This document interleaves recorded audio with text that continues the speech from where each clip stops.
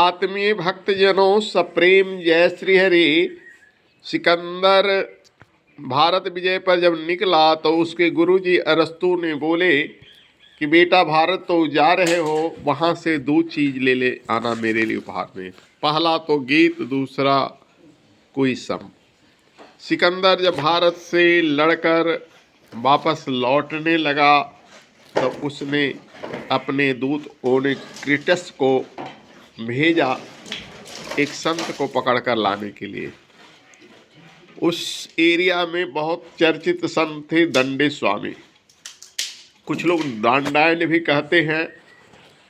दूत गया और उनके पास जाकर बोला, महान सिकंदर आपको बुलाए हैं, आप उनके देश चलोगे तो माला माल कर देंगे, अपार वैभव आपके चरणों में होगा।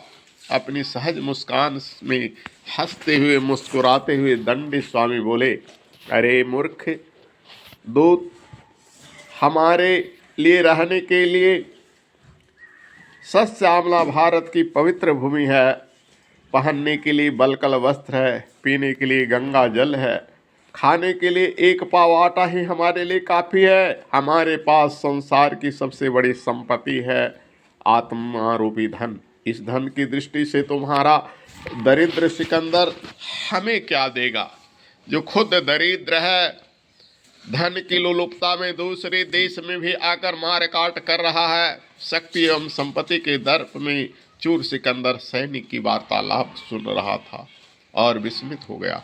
अहंकार उसका गल गया, चकनाचूर हो गया। आध्यात्मिक संपदा के धनी इस देश के महान संत दंडे स्वामी के चरणों में आकर सिकंदर गिर गया और बोला, महाराज ऐसे संत होते हैं भारत में, इसीलिए तो हमारे गुरु ने कहा कि भारत तुम जा रहे हो तो वहाँ से मेरे लिए उपहार में संत को ले आना और भारत की गीत को लाना।